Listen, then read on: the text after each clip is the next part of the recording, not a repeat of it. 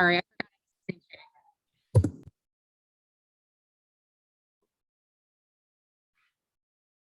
So, Dana, should I just start?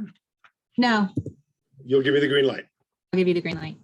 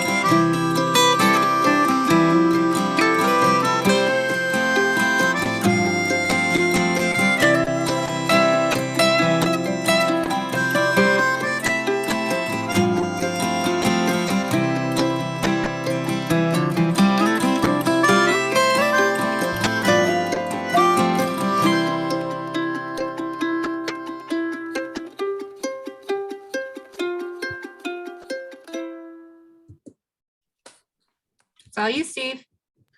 Good afternoon, folks. Welcome to the Legacy of Blair Mountain and Mine Worker Organizing. We got a fantastic hour for you. I'm joined by three magnificent colleagues. Myya Helm, who's an extraordinary young woman, was an intern with the West Virginia Budget and Policy Center this summer and has a great career ahead of her, and you will learn why in a few moments. I'm also joined by my colleague, the Director of Policy Matters at Ohio, a wonderful progressive think tank in Ohio, Hannah Halbert. And we're joined by Phil Smith, who's the Head of Government Relations for the United Mine Workers, which is institutionally the star of today's show. And so with no further ado, in general, like the other events over the next few days, which commemorate the centennial of the Battle of Blair Mountain, this session aims to recognize the courage, and remember the courage and struggle of those workers and their families. And we also aim to step back and think about the lessons of that battle for today and how we can use the courage of those workers and of that part of West Virginia and our region of the country to fix what ails our country today. And so with no further ado, you're going to hear more about the history of the Battle of Blair Mountain and of mine worker organizing from Myya. Take it away, Myya. Thank you. So I will begin saying this year marks the 100th anniversary of the Battle of Blair Mountain. Its legacy lives on today in the struggles faced by modern workers seeking their rights. And so in the 1920s, the largest non-unionized coal region in the eastern United States included Logan County and Mingo County, West Virginia. The UMWA marked the region as its highest priority, determined to unionize West Virginia's miners. Without union representation, many issues existed throughout the coal fields. The UMWA wasn't recognized by coal operators, and as such, the union's only leverage was to pull miners off of the job. This meant that they could potentially organize to shut down the mines, but they still couldn't appropriately represent or protect miners.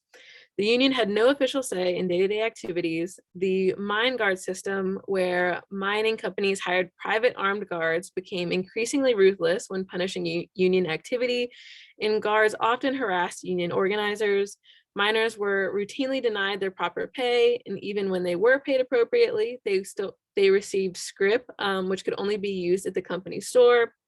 And when wages increased, coal companies simply increased the company store's prices to make up for the money that they had lost. Many miners were even required to sign yellow dog contracts, wherein they pledged not to join a union in order to keep their jobs. So partially because of the UMWA's push to recruit Black miners specifically in Southern West Virginia, soon enough, over 90% of miners in Mingo County were informally unionized. And the violence in the fight towards recognition reigned over Mingo, McDowell, and Logan counties until 1921, culminating in the Battle of Blair Mountain. And so in August of that year, the Battle of Blair Mountain saw 10,000 West Virginia coal miners march to Mingo County in protest of a number of grievances and to free strikers that had been arrested. This march also included roughly 2,000 Black miners. And in order to get to their destination, they were forced to cross Blair Mountain. At the time, 8 in 10 West Virginia miners lived in unincorporated company towns without elected officials or independent police forces. Mine guards maintained order by installing machine gun turrets and searchlights to help quell any rebellion. The Union miners would not reach their goal, but the marchers instead faced opposition from deputized townspeople and business people who opposed their union organizing. This citizen army, led by the Logan County Sheriff, set up 10 miles of defensive positions north of the town of Logan along ridge lines. And what came next was the largest battle in the history of the labor movement, one of the largest incidents of insurrection since the Civil War, and a complicated blend of both class and racial consciousness. So Union coal miners clashed with the anti-union citizen army near Blair Mountain. And as the first firefight erupted, 3 deputies were killed, along with a Black miner named Eli Kemp. Both Black and white miners fired rifles, machine guns, and other weapons along the ridge in an effort to cross. And during the second day of fighting, the sheriff ordered for bombs to be dropped from airplanes onto the battlefield. The battle continued for 4 days before federal troops intervened, and the miners, unwilling to fight US soldiers, laid down their arms. The miners never made it past the mountain, and while experts don't have a definitive death toll, estimates say about 16 miners died in the fighting, although many more were displaced by evictions and violence. In the aftermath, over 500 miners and their union leadership were arrested and charged with treason and murder.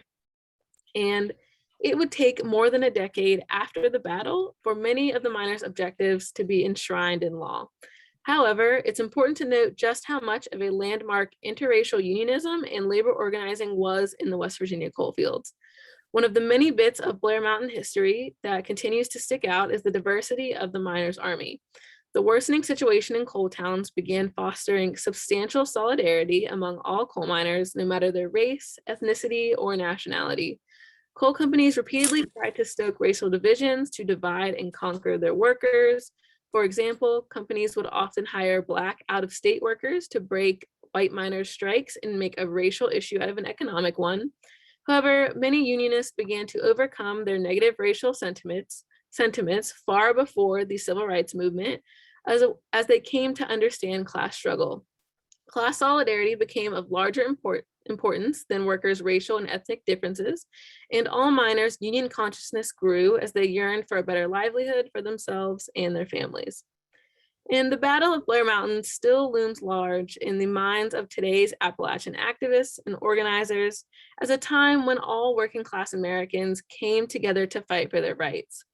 The battle also is a reminder of what Appalachians are capable of as organizing across racial lines in West Virginia helped spark the US industrial unionism and the New Deal in the 1930s. West Virginia's workers and unions played a central leadership role in advancing union forms that fit the economy well enough to achieve high union density and shared prosperity. And our region can once again have an outsized influence in engaging workers, organizing across racial lines, and revitalizing the labor movement in new/rediscovered forms of unionism. Today, a number of industries that once offered high-wage, blue-collar employment have vanished over the past century. Many were degraded by company and corporate strategies that expanded subcontracting, pushed deregulation, and worked to eliminate labor unions. Corporate structure also maintains underlying power imbalances that serve as the most significant factor contributing to income inequality. Similar to the company bosses of West Virginia's mining towns, corporations have the ability to systemically depress incomes for the working class and hoard a majority of wealth for themselves. Wealth has become increasingly concentrated at the top, and the richest Americans repeatedly profit at the expense of a living wage for the working class. Income inequality is the primary reason why a majority of Americans experience disappointing growth in their living standards and income over the past 40 years. But our region's workers can lead the fight for workers' rights by advocating for the PRO Act and advancing the labor movement. The right to a union and collective bargaining is directly relevant to the national conversation around racial inequality, including economic disparities by race. And while the pandemic has underscored the importance of unions for working people, the benefits of union membership predate the pandemic and extend to a broad swath of the US workforce. Findings show just how diverse the unionized workforce is and how the union-led wage and safety benefits help advance the goal of a fair and prosperous economy. Unions raise wages, lessen racial wealth gaps, and provide workers with better benefits, including paid leave and healthcare for every working person. Maintaining a strong class identity, as well as collective organizing, empowers all workers to fight back against the mistreatment, oppression, and exploitation of America's wealthiest elites that continually profit at the expense of the everyday American worker.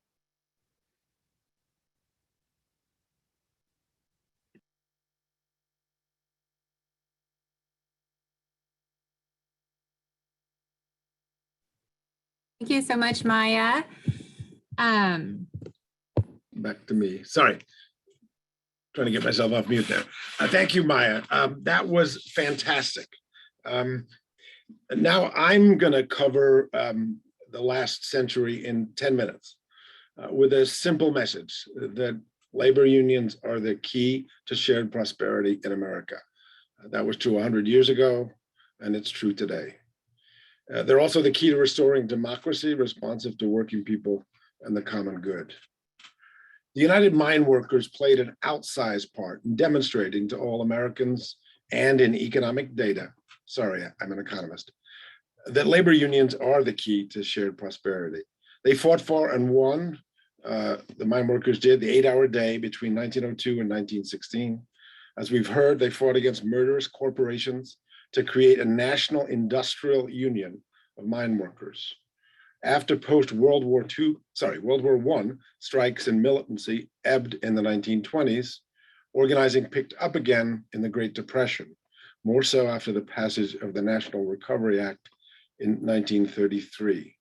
In 1935, John L. Lewis, the United Mine Workers president, famously punched or shoved Carpenters leader William Hutchison out of frustration with the American Federation of Labor's refusal to try to organize manufacturing workers on an industrial as opposed to a craft basis.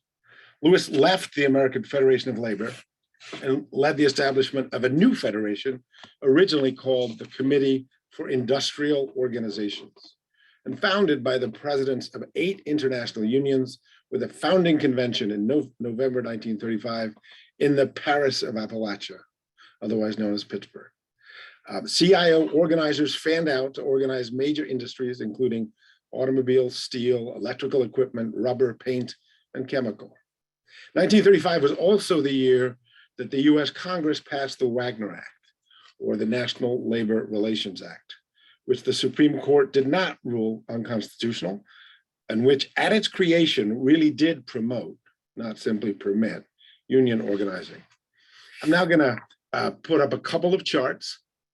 So let me get rid of some files that keep getting in my way. Sorry, there we go. Share screen. Okay, here we go. Here we go. My first chart here shows, which is 100 years, 1917, 4 years before the Battle of Blair Mountain, to 2000, about 20, I think it is, or 2019.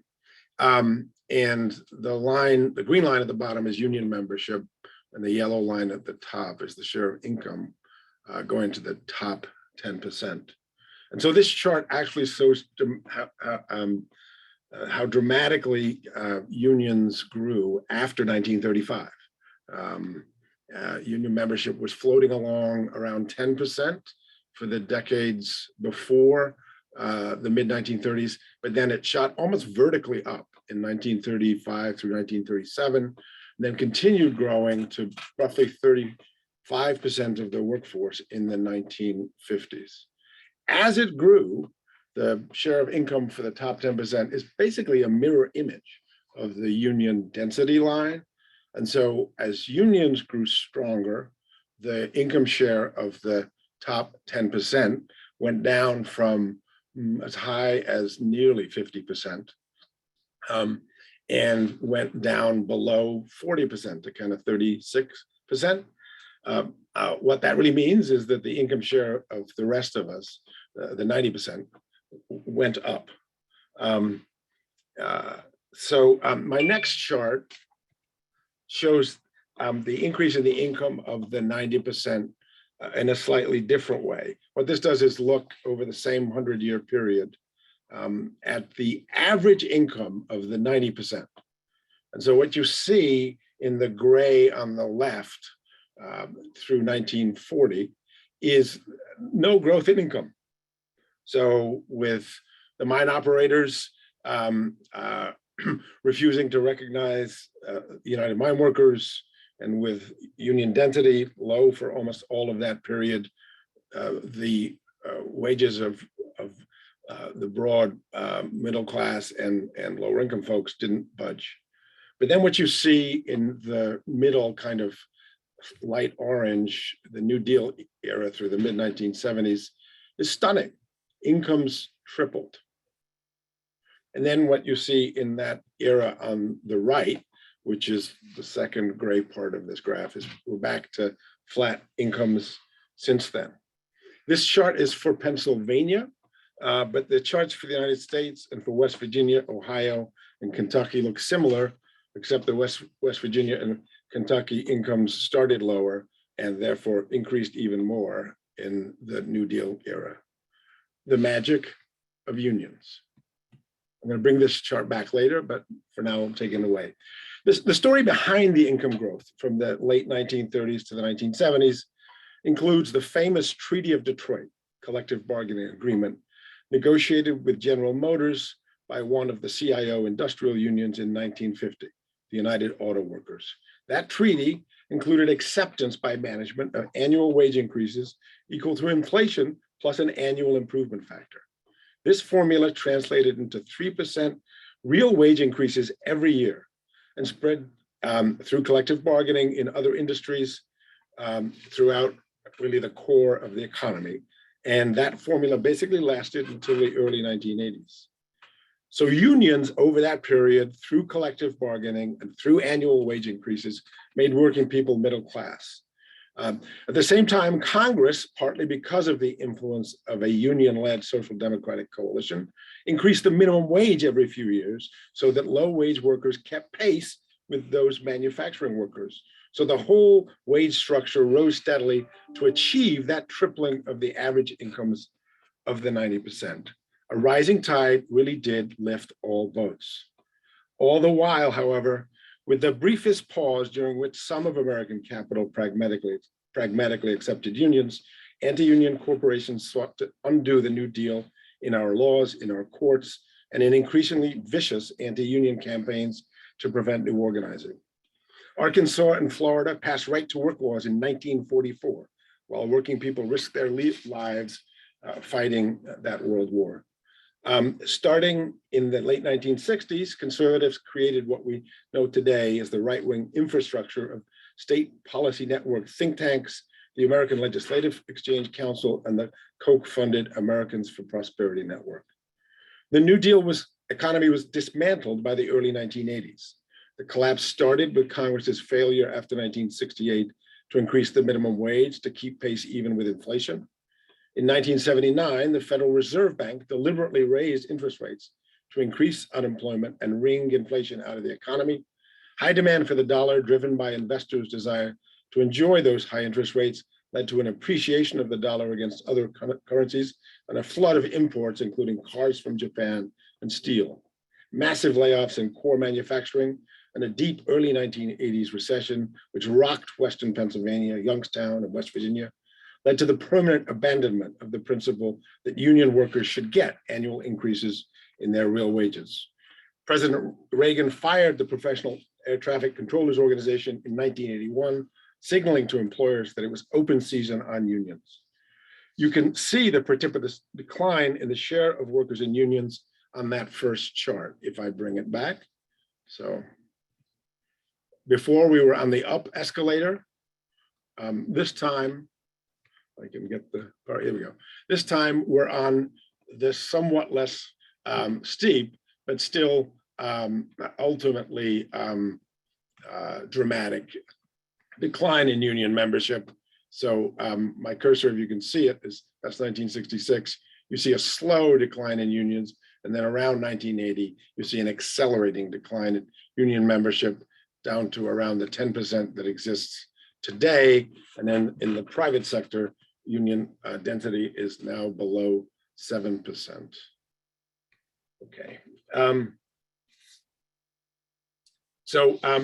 With that decline of unions, what we've seen is the wage stagnation that the average income of the 90% chart showed before, the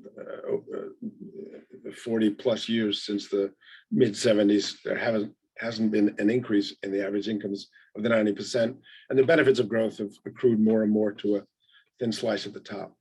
But here's the thing about workers and unions in West Virginia, Pennsylvania, and Ohio, even more than other places. As the Battle of Blair Mountain tells us, our workers may be down, but don't count them out. There are three key ingredients to workers and unions repeating the organizing success of the early New Deal. First, workers need to be angry at how corporations treat them. Check. Second, workers need to have a vision of how they can win another New Deal. In the 1930s, the vision was industrial unions.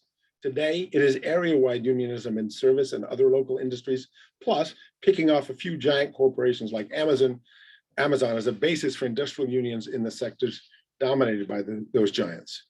We need to spread this vision of union rebound so that more workers chant and really have a conviction that we believe that we will win, but that's within reach, that vision, so check.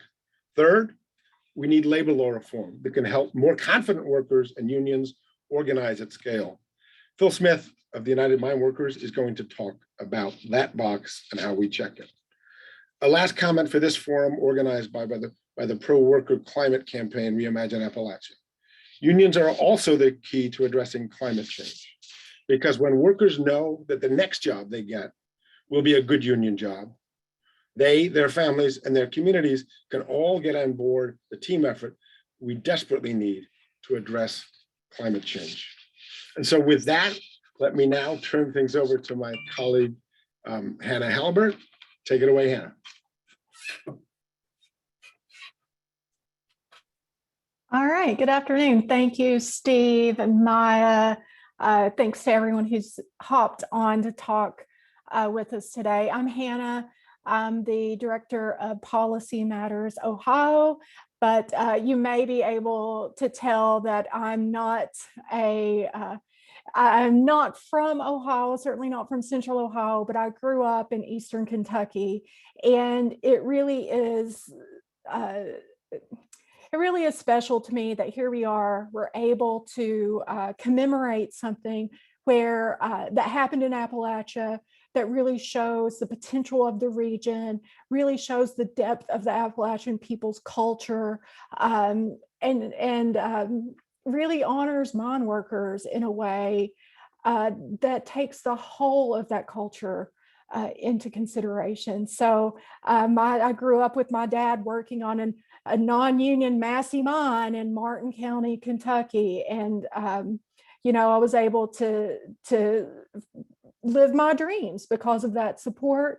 And what we're trying to talk about today is a path so that more families, more workers can do the same thing for their kids. So really appreciate this event and appreciate being here.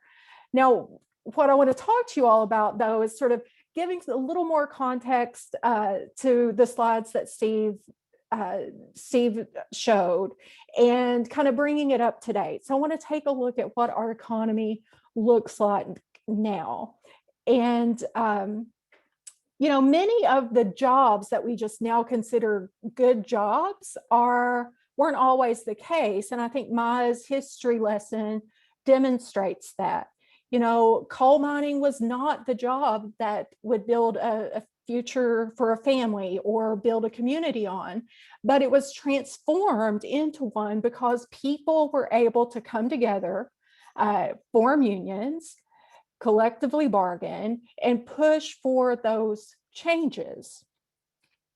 And so unions, that mechanism that was so effective in allowing people to come together, that fostered people's ability to overcome very intentional attempts at division through racial divisions, creating divisions because of national origin, or even which holler you grew up in.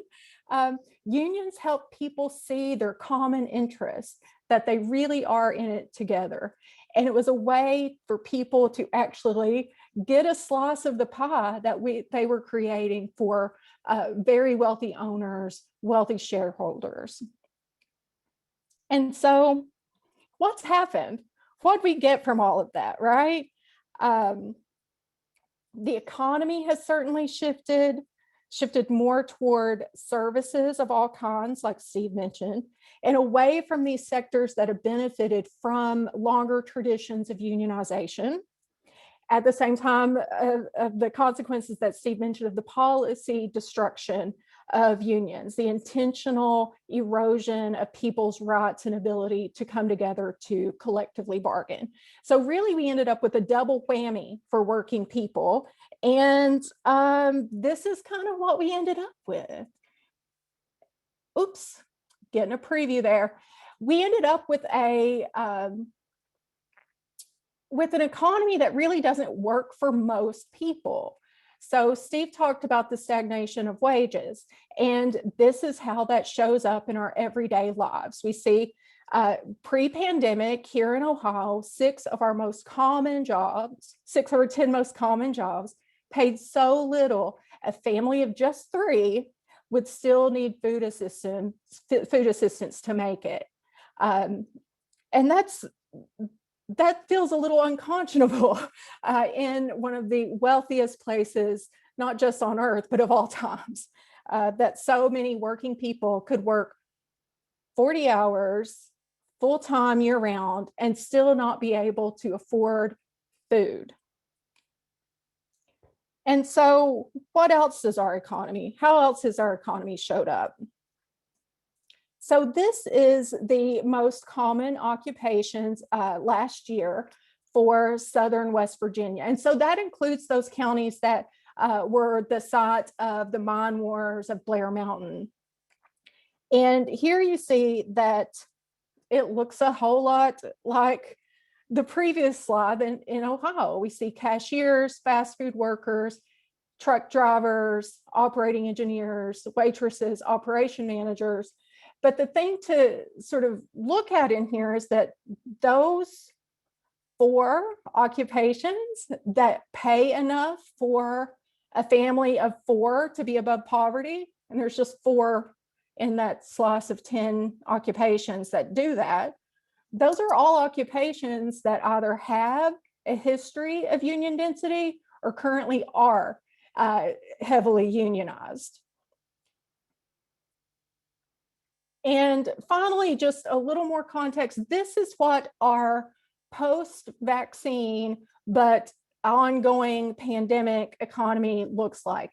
This is a snapshot of the employers with the most job ads as of July 2021 on Ohio's premier job search website that everyone has to register on if you're collecting underemployment.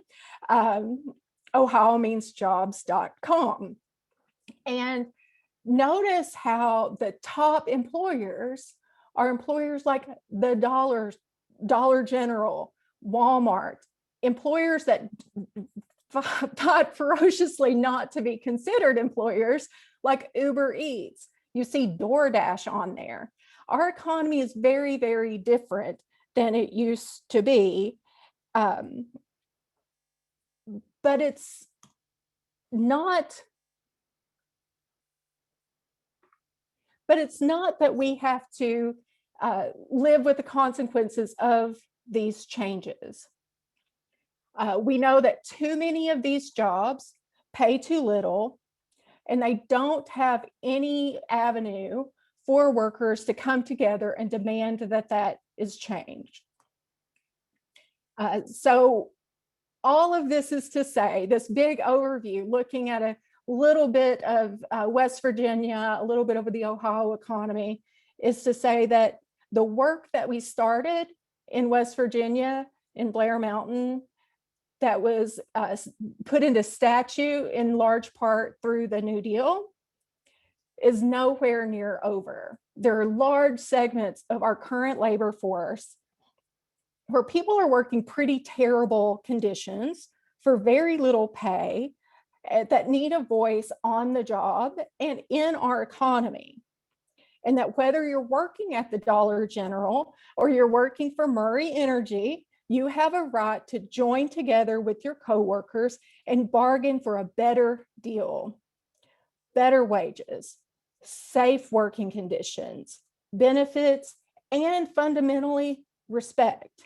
And that is what the PRO Act is designed to make possible, designed to ensure happens. And that's why it's so important that Congress gets the job done this time, to honor what was built from all of the folks, not just those at Blair Mountain, those who participated in the mine wars, but all of the folks in private sector unions and public sector unions, your teachers, nurses, janitors, all of the folks that have committed to join together with their coworkers and have a voice to make their job, their community, and our economy one that works for everyone, no matter your color, your age, your zip code, really one that does bring us all together and recognize that we are all in this boat together.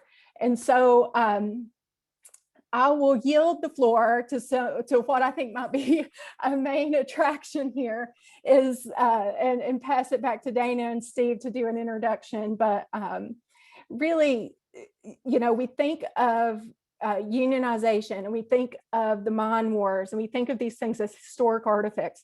But what we learn from those workers is more relevant today when we're looking at sectors that desperately need new energy and new unionization. So thank you for having me today.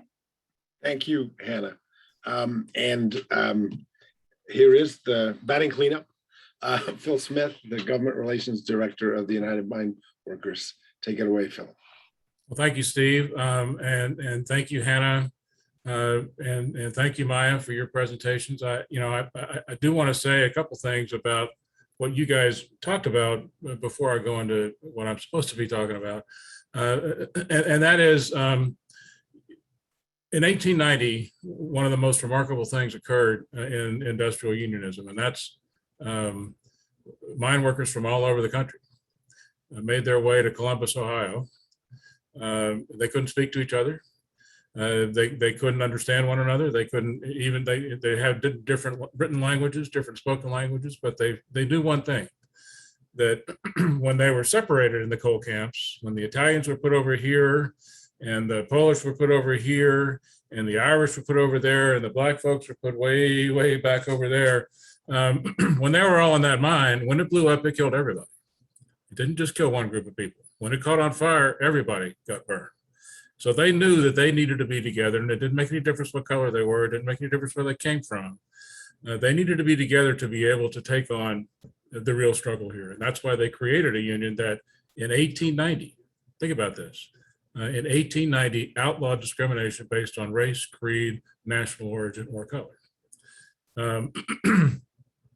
President Roberts likes to say if there were women in the mines in those days, they would have outlawed sexism as well. Well, not how can you outlaw sexism, unfortunately, but outlawed gender discrimination as well within the mines. So it's important to remember that the UMWA, first among all unions, were the leaders in making unionism and being a member of a union something that was colorblind.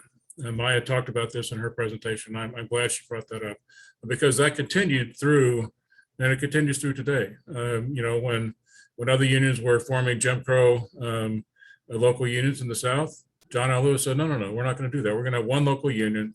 Everybody's going to go to the same meeting. Everybody's going to vote on the same contract. We didn't divide our local unions on racial lines. Second thing I'd like to point out, we're talking about Blair Mountain. You can see I'm sitting in a hotel room today in Charleston, West Virginia. Tomorrow, the UMWA is going to begin our retracing of the steps of the original Blair Mountain March 100 years ago. We're going to walk about 13 to 50. Well, some of us are going to walk about 13 to 15 miles every day for the next 3 days. I may not make it all, but I'm going to give it a shot, as well as others. But I can tell you this, President Roberts is going to make it all. And it's going to be a heck of an event over the next 3 days. Hopefully we'll get some media coverage about it or follow our Facebook page online. And we'll have a lot of stuff posted about what we're doing there.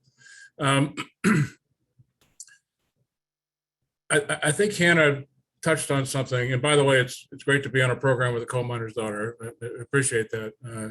And glad you've come to the position that you are in. It just shows that hard work really does pay off. But you know, in the old days, we were talking about organizing. In the old days for the mine workers, how we organized was, now this is after Blair Mountain in the 1940s and the 50s, you know, John L. Lewis would just send out people, would show up at a mine and say, you're not working until everybody signed up and you sign a contract. And mine after mine after mine after mine was organized that way, especially in Central Appalachia and Northern Appalachia. Well, obviously we can't do that anymore. We don't do that anymore. We can't organize that way anymore. And in some cases, as Stephen has pointed out, it's very difficult to organize at all. Because look, here's the problem that we're facing right now. And this is true everywhere. This isn't just true in the mining industry, although we find it especially bad in the mining industry. Workers are no longer given the choice about whether they want a union or not.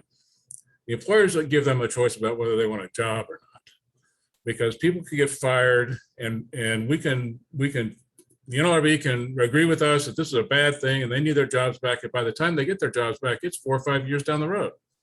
In the meantime, the chilling effect that has gone on in these organizing campaigns has taken root, and workers aren't going to vote. If faced with that choice, time after time after time, workers are not going to vote to do away with their job. They're just not going to do that. So, and at the same time, workers who have the courage to go on strike are facing the potential for losing their jobs as well.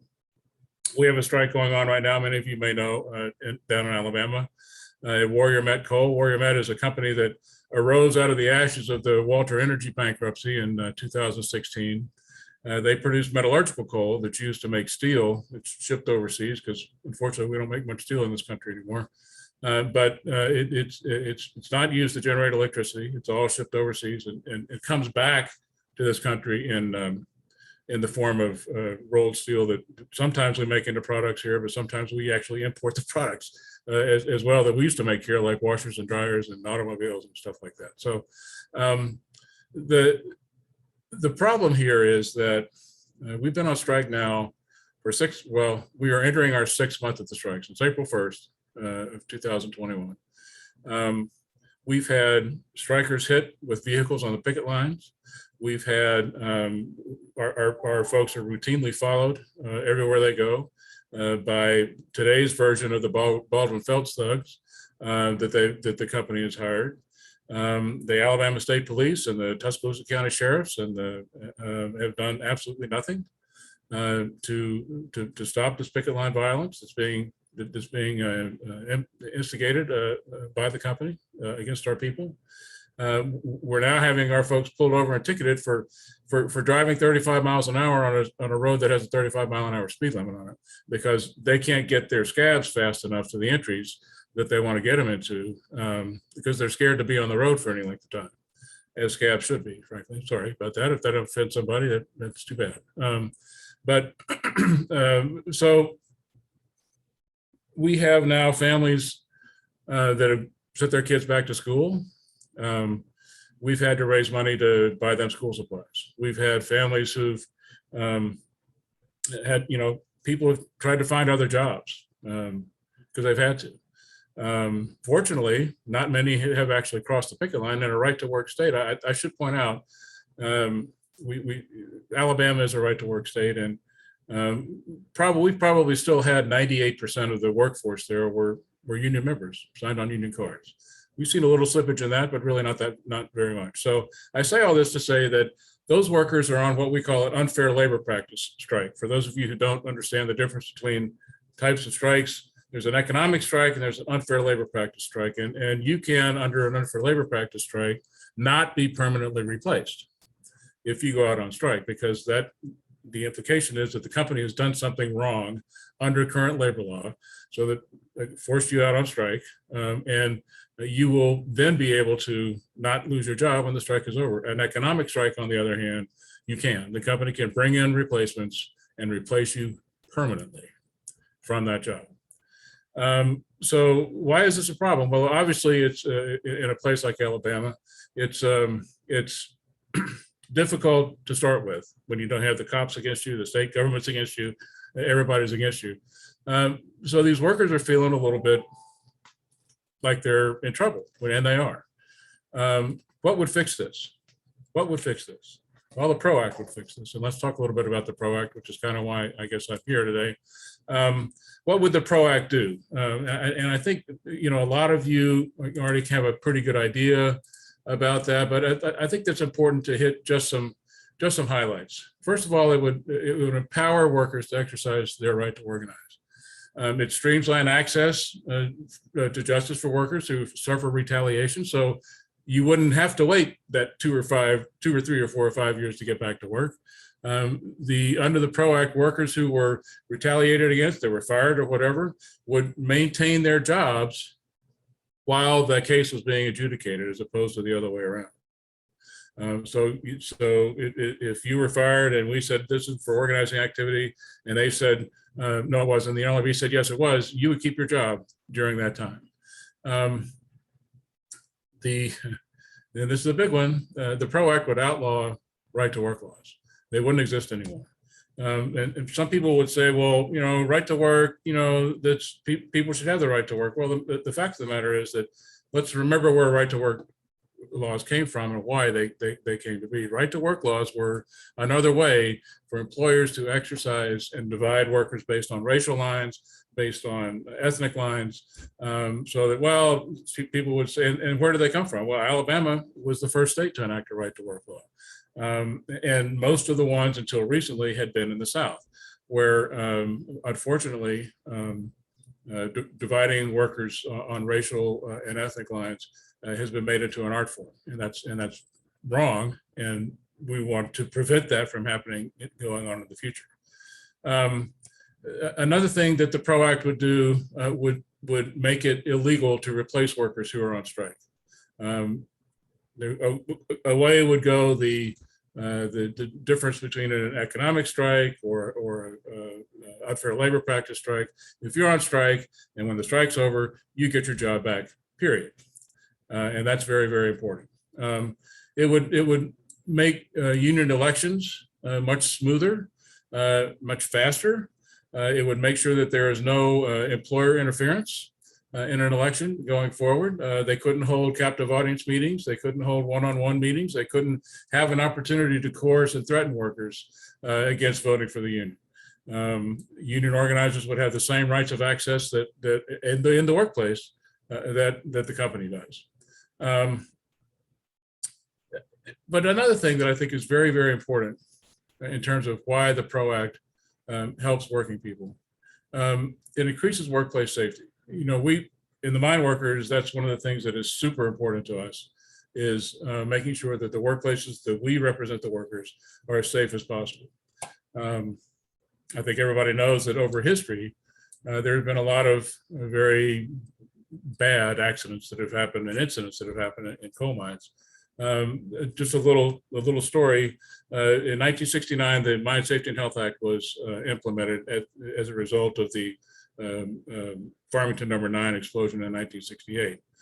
In the 40 years before that act was implemented, 40,000 coal miners were killed on the job. In the 40 years after, 4,000 miners were killed on the job. Now that's still 4,000 too many, but I think it shows you the dramatic difference that passing laws that help workers can do in actually helping workers. We've gotten even a lot better in more recent years. I think this year we're going to end up with, well, as of right now, we have 9 fatalities in coal mines. Fortunately, none of them union members, and there's a reason for that. Union mines are safer mines, and it's demonstrably true. There have been studies that have shown this, and here's the reason why. In our contracts, we have the right to cease work in an area that we deem to be unsafe. Not that the company deems to be unsafe, not that the Mine Safety and Health Administration deems to be unsafe. If we deem it to be unsafe, we have the right to stop work until it is made safe. That includes dust control, that includes roof control, that includes any manner of machinery that is not working the way it is. If you don't have a safe workplace, why are you going there to start with? So the PRO Act would help with that, because as you increase unionization, as you make more workplaces have union density, the better it's going to be. So those are some of the things that we'll do. Let's talk about, just for a second, the political prospects of what's going on there. And I'm trying to limit my time because I know we're running short. I think everybody knows that there are 47 co-sponsors in the Senate. The bill has passed the House on a bipartisan basis. There were Republicans who voted for it. There are 3 senators who have not signed on as co-sponsors. Senator Warner from Virginia, and both Arizona senators, Senator Sinema and Senator Mark Kelly. If we can get all of them on board, that still doesn't guarantee passage, because as you know, there's something called the filibuster in the Senate. But if we can, then we can start talking about what do we do about the filibuster. That changes the political dynamic a great deal versus where it is now. First, we got to get these other 3 on as co-sponsors. There is some effort to try and get some parts of the PRO Act written into the reconciliation bill that is being discussed right now, but those can only be those parts that have a budgetary aspect to it. If they don't, and there's no funding associated to it, they're going to have to get left behind. So hopefully we'll be able to take those steps, but even more hopefully we'll be able to get 50 co-sponsors, get to a point where we can then have a conversation about what do we do about the filibuster to get this passed, because it's critical, frankly, for the survival, not just of unions, but it's critical for the survival of the middle class in this country that we pass the PRO Act. So with that, I'm sure I've gone over my time, but I'll stop there and take any questions if you guys want. Well, thanks so much, Phil. You already answered the first 2 questions. I was all set to ask you 2 questions about the PRO Act, and someone also asked a question about, Senator Manchin and how we move the PRO Act. So you just answered those questions. I'm gonna make a comment, and then you may want to come back to it, Phil. Sure. One of the issues that the ReImagine Appalachia campaign has been working on is how do we embed strong labor and community standards within the legislation. And you just alluded to the fact that trying to embed some elements of the PRO Act is one way to get labor standards into the federal bill. I mean, the general ReImagine, answer is that basically union rights, whether that's a project labor agreement on construction projects or union neutrality clauses, or what are called labor peace agreements when it comes to kind of permanent jobs. So employers can't do what virtually all private sector American employers do, which is try to coerce workers into not voting for a union and intimidate them into believing that if they vote for a union, they won't have their job. I mean, do you, and again, Dana's going to put in the chat some links to the ReImagine work on community and labor standards, but do you have, any advice to to people in the audience and also to our campaign in terms of, as a practical matter, whether it's in the federal legislation or at every step of the way after that, federal executive branch, whatever comes through states and localities, our basic approach is going to be to try to get those labor and community benefit standards incorporated, wherever we can. But any advice to us on, how to do that effectively? Well, I could tell you that we and others within the labor movement have worked very, very hard in the bipartisan infrastructure bill that is hopefully going to be passed very soon to get labor standards written into pretty much every single piece of that legislation. So, for example, we have money, we have $11.4 billion in that bill that's going to go towards cleaning up abandoned mine lands right off the bat.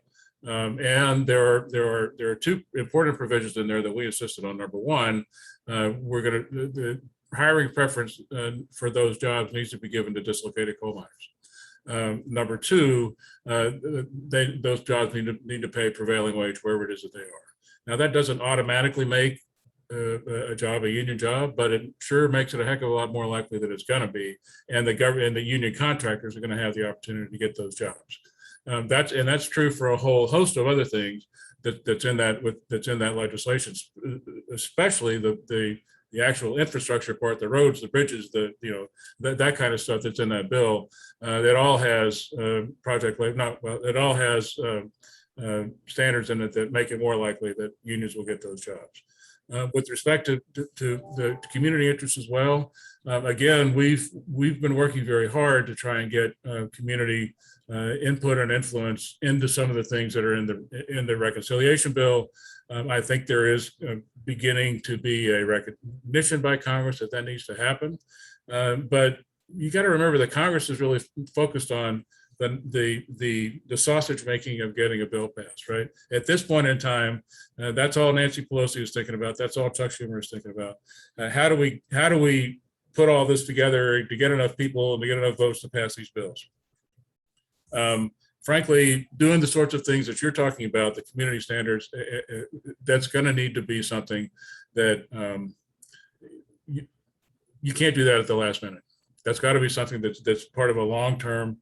Let's talk to our members of Congress. Let's talk to leadership about this. And I know you guys have been doing that, but it really is something that that's a longer-term piece that needs to have more emphasis, frankly.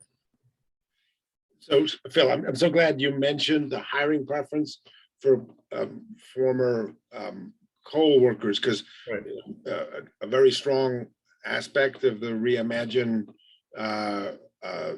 framework is that there be hiring preferences for former coal workers and for people of color that were too often left out of opportunity in the past. But in terms of the former coal workers, again, the way we talk about it is, people who lose good union jobs in the fossil fuel sector don't want to be moving to a place they don't want to move to, take a job they don't want. They want a good job where they live. And so we have to do, in terms of the policies, we have to do much, much better in terms of not what some people call train and pray, where you give people a bit of training, but don't actually connect them to another job that pays as well as their last job. It has to be train and place. And the easiest way to get to train and place is to go from one good union job to the next good union job, ideally in the place where the people already live. And so working with you folks and with other allies to sort of really push the envelope in terms of how you accomplish that, and obviously hiring preference is a core part of that. Dana, I'm going to throw things back to you and see whether you have another question or two, or what's your pleasure? Yeah, I think the question about what can be done is so important that I'd like to invite Hannah and Myya to speak to that as well. I think you all did a great job of underlining the severity of the issues and the importance of taking action. So I just want to make sure that everyone tuning in with us today knows that there is a lot of really powerful ongoing work to fix these problems. And if you all have anything to add, thanks, Phil. And I've been sharing the notes in the chat on the proactive actions that you can take. But Hannah, do you want to go first? And then we can pass it to Myya if she has anything to add on like what folks can do who are concerned about these issues. Sure. I think Steve and Phil did a pretty good job at sharing where we're at. You know, the proactive, if we've not beaten that horse yet on this webinar, we're repeating it because it is so critical. This is our shot, folks. The idea that we have big problems in this country, everywhere, not just in Appalachia, but everywhere, whether it's infrastructure, sort of making sure that we stay competitive as energy is shifting, as folks try to grapple with what's coming through climate change. We have big problems. And as we are pooling our resources and investing those resources to tackle those problems through the federal infrastructure bill, through a federal climate change bill, whatever that vehicle is that it should include the kinds of provisions that Steve and Phil talked about.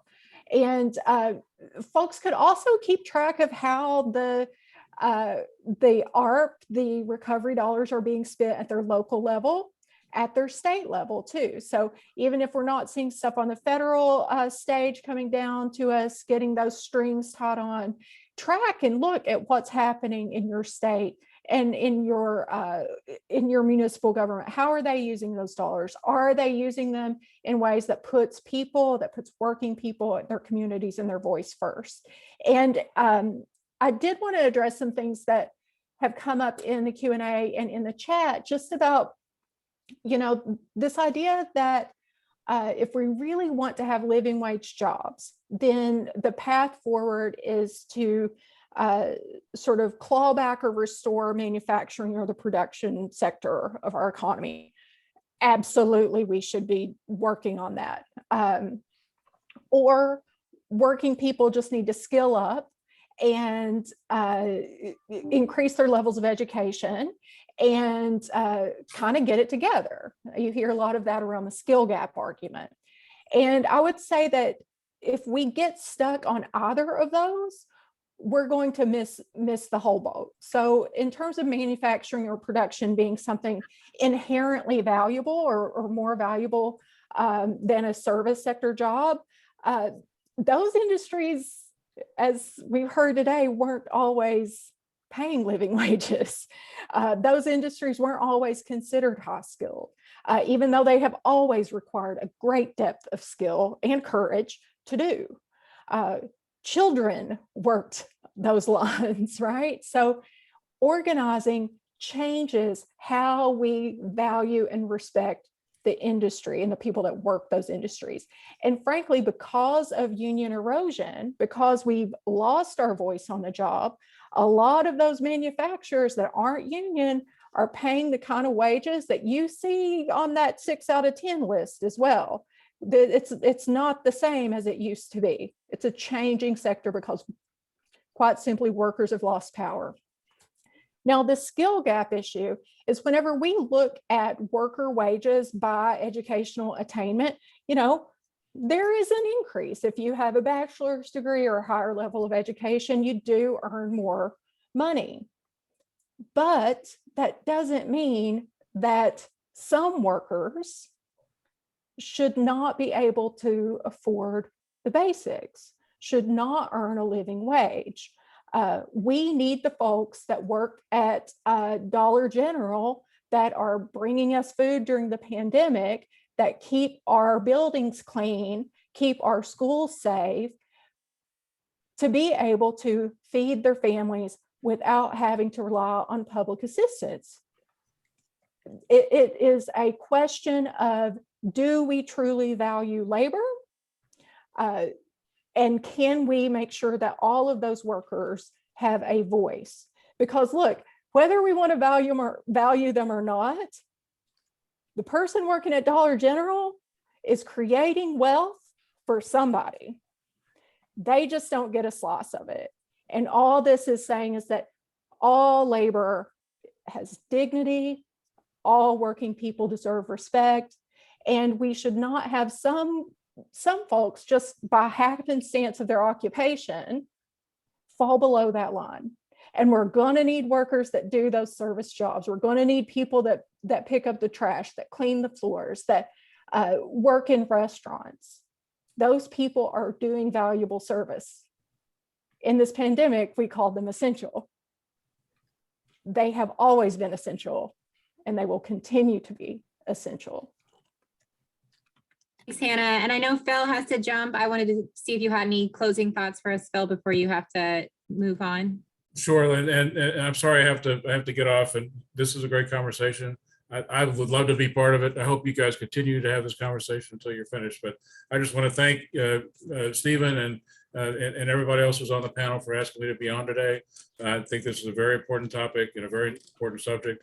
I'm off to a planning meeting for our March right now. So good luck, guys. Thank you again. And I look forward to seeing you soon.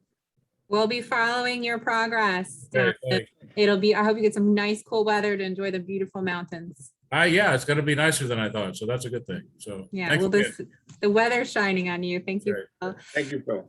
And then Hannah, just to your comments, I often make the comment that even if everyone in the United States had a PhD, we'd still need somebody to change the sheets in our hotel room that Phil was just in. So it really do need dignity for every worker, because every of those jobs are essential. So Myya, I wanted to share it to you. If you have any extra thoughts for us on kind of what folks can do or what folks should be keeping an eye out as far as how they can get involved.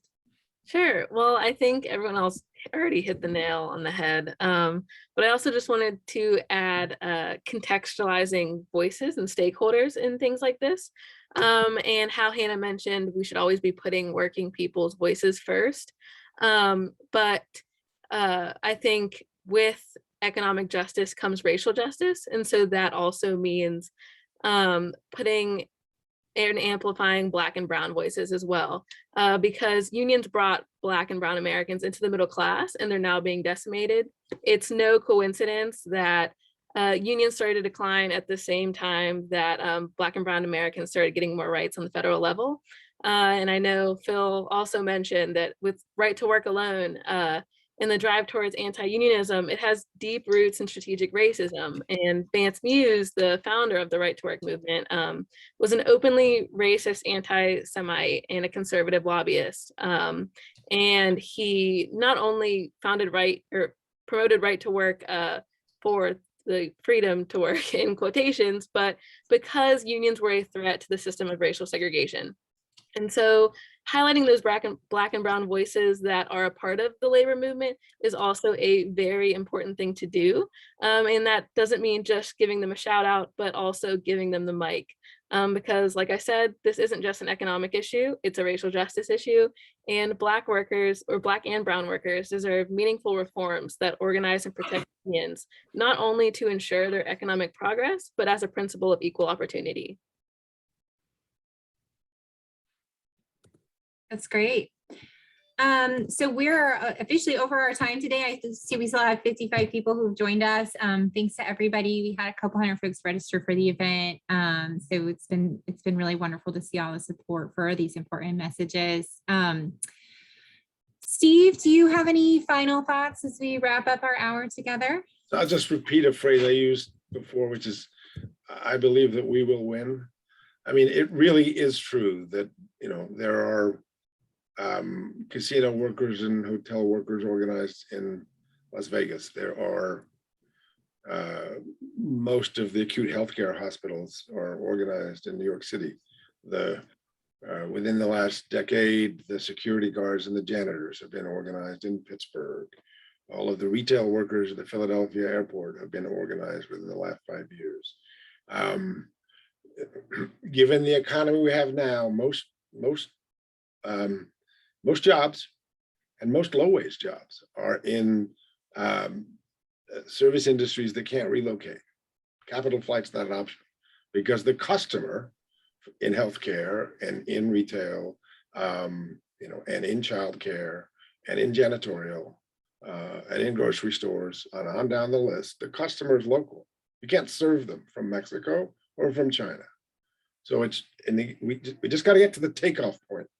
Once workers began organizing manufacturing plants in 1935 to 1936, other workers would like, oh, wait a minute, dignity on the job and much higher wages, I'm for that. Change my life for the better. So what we're struggling with now is getting to the takeoff point. But there's a lot of different examples which show that we can fix this economy through the magic of broad-based unionism. So we just got to multiply the successful examples. We got to get the legislative wins where we can. Some of that broad-based organizing was definitely helped by state-level executive orders and laws and childcare and home health care. So, you know, the big kahuna in terms of legislative reform is, you know, basically a Wagner Act for the new economy, or, you know, it's the PRO Act. But I think people, especially young people, are just learning about unions, or people who come to this conversation because of a concern about climate. You know, it's like we can fix this. We can get union density back to 35%. It's kind of, for me, it feels like, you know, Tantalus, like let's just reach a little bit higher. So let's just say to everybody, have faith, be inspired by the odds that the mine workers, including people who were in the Battle of Blair Mountain and survived that battle, but then experienced another decade in which the mine operators mostly had the upper hand. We got to take courage from their folk, from that success, and we can win this. So let's get to that takeoff point, because, you know, then within 2, 3, 4 years, we can fix this economy, and we can make it much more equitable for women and people of color than we did the New Deal. So thank you, Dana, and I will now shut up. Oh, thank God. I do think we'll wrap. We are a few minutes over. I just wanted to say there were a few questions in the Q&A about kind of messaging and how you talk to workers about unions. And I just wanted to summarize my favorite answer I've ever heard, which was from Rick Bloomingdale, the president of the Pennsylvania AFL-CIO. And he said, if you want to get workers excited about unions, you have to unionize them. And when they see the living wage, and when they see the benefits and the health care, then they realize the impacts. So you have to, you know, so it's a little bit of a chicken and an egg, but I think that the power of the story is in when we realize the benefits for workers, and they see what's possible. So I think we're in a good place. So everyone who's asking for slides, we're going to be sharing all the links to the resources in a follow-up email. You'll probably see that in your inboxes tomorrow. So thank you all, and I hope you have continue to be inspired to do more work. And like I said, if you want to learn more about the history of Blair Mountain, that blair100.com is there's a lot going on this weekend, lots more virtual presentations. You can continue to learn more. And if you want to learn more about what ReImagine is doing, we have some more exciting conversations happening throughout the month of September, and the information's in the chat too. Are we good? Good. Thank you, Myya. Thank you, Hannah. Thank you. Thank you. As always, Dana.